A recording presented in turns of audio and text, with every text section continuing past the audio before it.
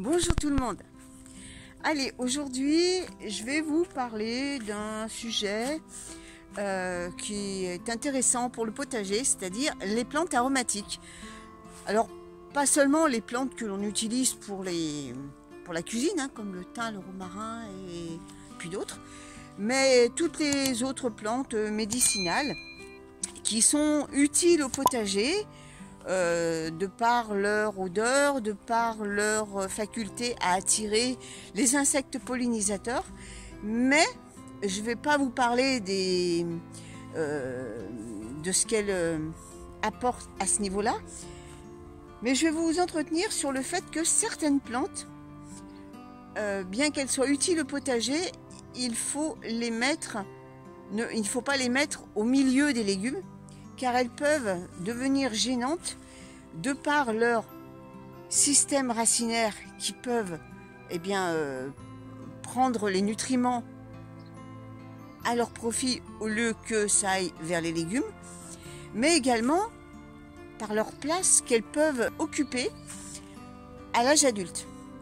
Car toutes les plantes ne sont pas des petites plantes, comme le basilic par exemple, et toutes les plantes ne sont pas des annuelles qu'on renouvelle chaque année.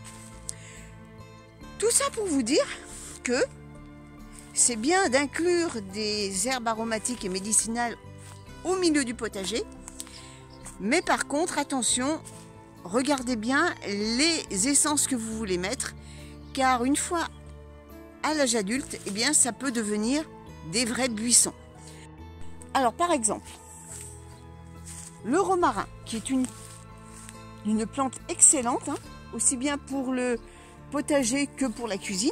Moi je m'en sers tout le temps pour les infusions, pour mettre dans les plats. J'en profite pour faire mon petit désherbage quotidien, hein, voilà. Mais il faut savoir que, vous voyez, cette plante là, c'est un romarin. Celle-là, c'était une bouture, une tige que j'ai mise il y a quelques années de ça. Et regardez un peu, alors là il y en a deux, hein. Là il y a celle-là, et il y en a une autre ici, et au milieu il y a un cassissier. Il y a un groseillier, si je me trompe pas, oui c'est un groseillier. Alors pour là ça ne gêne pas, puisque le groseillier il arrive à percer au milieu de cette végétation. Mais imaginez un peu si vous avez planté des laitues au milieu, ou des carottes. Alors vous pensez bien faire en disant je vais mettre du romarin pour éloigner certains ravageurs, pour apporter certains prédateurs. Oui, c'est très bien. Sauf que non seulement avec le temps, cette plante va vous prendre une place considérable sur votre parcelle de culture, parce que vous voyez, hein, elle est quand même assez conséquente, et c'est pas la plus grosse. Mais en même temps, par son système racinaire, si vous plantez des légumes à côté, forcément, il va y avoir de la concurrence. Donc, un système qui peut être bénéfique pour le potager va devenir un problème en fonction de la situation où il est planté. On continue. Là, c'est un romarin qui est un peu plus jeune, mais vous voyez, ça devient un vrai arbuste. J'ai planté beaucoup de romarin, hein, mais vous pouvez le constater qu'il n'y a pas de ce genre de plantes sur mes zones de culture. Elles sont en retrait, ce qui ne gêne en rien à l'arrivée des éventuels prédateurs pour les insectes ravageurs. Ceci dit, je mets un bémol là-dessus, c'est pas parce que vous allez mettre une haie de romarin que tout de suite votre potager va être protégé de tous les prédateurs. Ça c'est complètement faux. D'ailleurs, je vais vous montrer, je viens de remarquer quelque chose. En arrosant mes carottes, regardez ce que je viens de trouver. Une chenille, donc le chenille d'un papillon, qui est en train de me manger les fans des carottes. Sauf que je sais pas depuis combien de temps elle est là, et si je la laisse, elle va tout me boulotter mes tiges de carottes.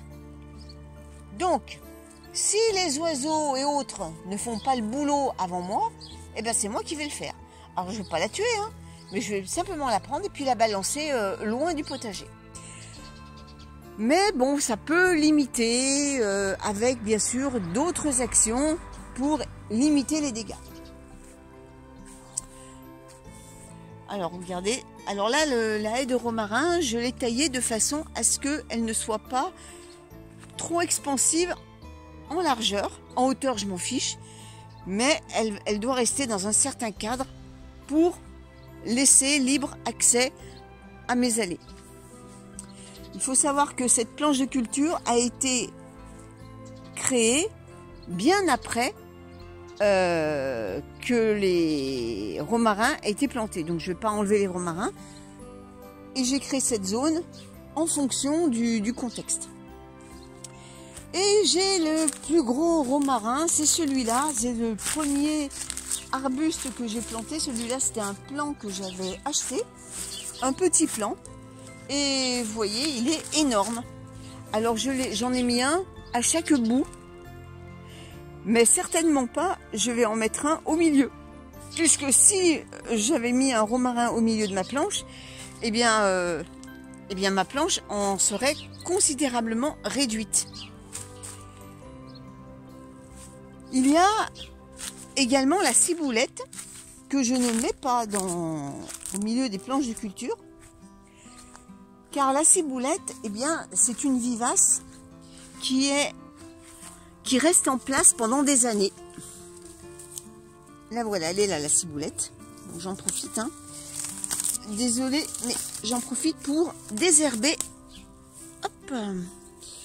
Donc voilà la ciboulette. C'est une plante qui s'étale avec le temps, avec ses bubilles, un peu comme le principe de la tulipe. Elle fait des petits oignons et puis petit à petit elle grossit. Et quand vous voulez la diviser, ben vous la déterrez, vous séparez les oignons et puis vous les replantez un peu plus loin dans le potager ou dans le jardin. C'est une très bonne plante, sauf que vu que c'est une vivace, eh bien je ne veux pas de vivace au sein de mes planches de culture, puisque mes planches sont censées, enfin pas bouger en elles-mêmes, mais c'est censé recevoir des légumes. Et si il y a une plante qui reste des années à la même place, elle va me gêner au cours de la saison si je veux planter quelque chose. Donc moi j'ai l'habitude de faire un carré spécial aromatique en dehors de mes planches de culture. Après chacun fait comme il veut, mais je trouve que c'est plus facile pour moi déjà de la cueillette, puisque toutes les herbes aromatiques sont concentrées au même endroit et ça ne risque pas de me gêner dans mes plantations futures au sein de mes parcelles. Pareil pour le thym. Le thym, c'est une plante qui reste des années en place et je me verrais mal mettre du thym au milieu de mes légumes. Ça, c'est de la verveine citronnelle. Et ça, c'est de la marjolaine. Alors la marjolaine, c'est bien, mais attention, ça a tendance à s'étaler. Donc il faut bien contrôler le truc et ne pas hésiter à la réduire parce qu'elle a tendance à prendre ses ailes, madame.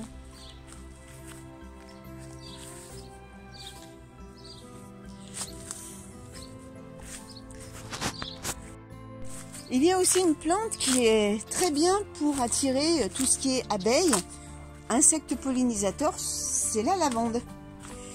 Mais c'est pareil, la lavande, eh bien, c'est un véritable buisson. J'en ai pas du tout au potager parce que regardez celle-là, elle a bien aux 15-20 ans cette lavande. Et au départ, c'était un petit plant, vous savez, ceux qu'on achète en jardinerie, un petit godet. Et vous pouvez constater que elle a pris ses aises. Donc, je me vois mal en mettre une, même en bordure de potager. À moins d'avoir, bien sûr, une surface conséquente qui permette de mettre justement des herbes aromatiques. Mais là, je vous parle simplement de mon contexte à moi. Par rapport à mon potager, et quand vous n'avez pas un espace suffisant, eh bien vous risquez d'être gêné par la suite. Maintenant on passe à la consoude. La consoude, ça a beaucoup de propriétés, on peut en faire des purins. Le souci, c'est que madame se ressème très facilement n'importe où et ça devient vite envahissant. Donc pareil, on dit planter de la consoude pour X raisons, mais attention, enfin chacun fait comme il veut, mais moi personnellement je déconseille de la mettre au milieu de votre potager, dans les zones de culture. Eh bien parce que vous allez manger de la consoude, hein, je peux vous le garantir. Et idem pour la bourrache. La bourrache c'est très joli, ça fait des jolies petites fleurs bleues, les petites abeilles adorent ça. Mais j'en avais mis au début, au milieu de mon potager. Et bien là je suis en train d'enlever toutes les pousses qui arrivent. Parce que ça s'est ressemé, ça se ressème très facilement. Et vous en avez de partout. Et le problème c'est que même la bourrache ça devient assez invasif. Donc quand on dit que le problème devient une solution, on peut également ajouter que la solution peut devenir un problème. Donc il faut bien réfléchir aux essences que vous voulez mettre pour attirer les pollinisateurs. C'est bien de mettre des plantes en adéquation avec votre potager, mais tout n'est pas idyllique. Il faut bien choisir ses essences. Alors tout ce que je vous dis là, je ne l'ai pas lu dans les bouquins, c'est ma réflexion personnelle. Au bout de plusieurs années de pratique de jardinage et d'essais de techniques différentes, et je me suis aperçue que certains trucs, chez moi, encore une fois, je n'ai pas la parole de vérité, mais chez moi, ce n'est pas fonctionnel, ou ce n'est pas judicieux, ou ce n'est pas pratique, enfin voilà. Il y a des choses que je rejette parce que pour moi, ça n'a pas de sens chez moi. Après, je ne suis pas contre le fait de mettre des fleurs au milieu des légumes, mais les fleurs vont se limiter à l'œillet d'Inde et éventuellement un cosmos. Mais vous pouvez voir qu'ailleurs, il n'y a pas de fleurs. Avant, je mettais tout et je me suis rendu compte que le rendu, alors le rendu visuel, on s'en fout, mais c'est le rendu productif. Eh bien, j'ai trouvé que ça gênait dans la production.